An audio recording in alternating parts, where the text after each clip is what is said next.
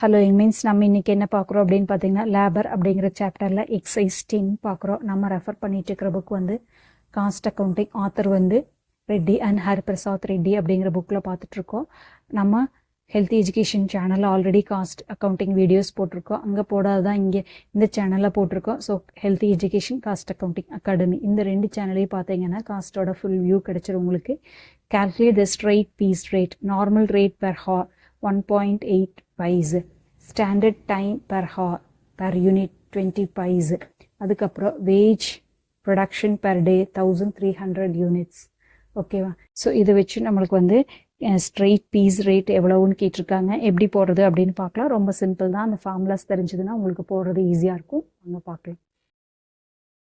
இப்போ லேபரில் எக்ஸைஸ் 10 பார்க்குறோம். எக்ஸைஸ் 10ல் என்ன இன்ஃபர்மேஷன் இருக்குதுங்கிறத ஃபஸ்ட் எடுத்து எழுதிக்கலாம்.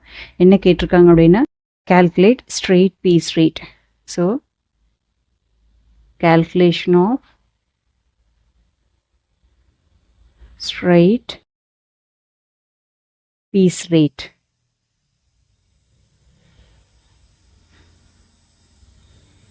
ஸோ கொடுத்துருக்குற இன்ஃபர்மேஷன்ஸ் வச்சு ஃபார்முலாவில் போட்டால் நம்மளுக்கு ஆன்சர் வந்துடும். ஸோ என்ன கொடுத்துருக்காங்க அப்படின்னு பார்த்தீங்கன்னா நார்மல் ரேட் பெர் ஹார் கொடுத்துருக்காங்களா? நார்மல் ரேட் பெர் ஹார் எவ்வளோங்க? 1.8 rupees. ஸ்டாண்டர்ட் டைம் பெர் யூனிட்டுக்கு எவ்வளோன்னு பார்த்தீங்கன்னா 20 seconds. ஓகேவா? அதுக்கப்புறம் ஒர்க்கர்ஸ் ப்ரொடக்ஷன், ஒர்க்கர்ஸோட ப்ரொடக்ஷன் பெர் டேக்கு 1300 யூனிட்ஸ் அப்படின்ட்டு கொடுத்துருக்காங்க. ஓகேவா?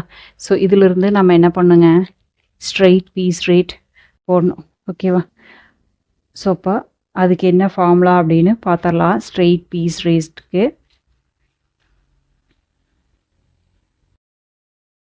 ஸோ அதுக்கான ஃபார்முலா அப்படின்னு பார்த்தா அப்படின்னா நம்மளுக்கு பீஸ் வேஜஸோட ஃபார்முலா ஸ்ட்ரெயிட் பீஸ் ரேட். ஓகேங்களா? ஏர்னிங்ஸ் வந்து என்ன ஃபார்முலா வேஜஸ் அப்படின்னு பார்த்தா அப்படின்னா number of pieces into rate per piece. ஓகேவா? ஸோ ரேட் பெர் பீஸ் எவ்வளவுன்னு கண்டுபிடிக்கணும். நம்பர் ஆஃப் பீசஸ் நம்மளுக்கு தெரிஞ்சிருச்சு 1300 யூனிட்ஸ் அப்படிங்கிறது. ஓகேவா? ரேட் பெர் பீஸ் கண்டுபிடிக்கணும் இல்லையா? ஸோ அதை நம்ம எப்படி கண்டுபிடிக்கிறதுன்னு பார்க்கலாம். Rate per piece, rate per piece. So அது கண்டுபிடிக்கிறதுக்கு நம்மளுக்கு இங்கே பாருங்கள், நார்மல் ரேட் பெர் ஹார் வந்து 1.8 rupees, standard time per unit வந்து 20 seconds ஆகுதுன்னு சொல்லியிருக்காங்க. ஓகேவா? அப்போது 1 hourக்கு எவ்வளோ பீசஸ் அப்படிங்கிறத நம்ம பார்க்கணும். ஓகேவா?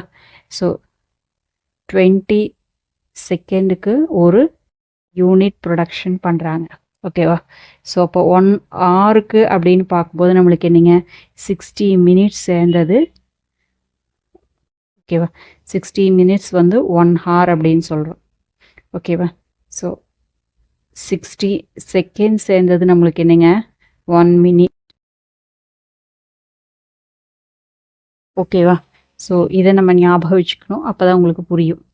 ஓகேவா? அப்போது என்ன வரும் அப்படின்னு பார்த்தீங்க அப்படின்னா 60 minutesக்கு 20 minutesக்கு 1ன்னு சொல்லியிருக்காங்களா? அப்போ 60க்கு எவ்வளோ வரும் அப்படின்னு பார்க்குறோம். இப்போ எவ்வளோ வருங்க? 3 units வருமா? ஓகேவா? ஸோ 20 செகண்டுக்கு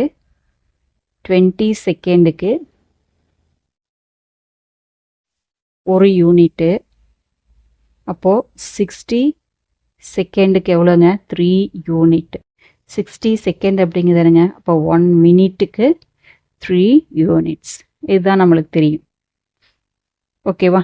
ஸோ அப்போ நம்ம என்ன பண்ணோம் அப்படின்னு பார்த்தீங்கன்னா இப்போது செகண்டுக்கு மினிட்லேருந்து ஹாருக்கு கன்வெர்ட் பண்ணோம்.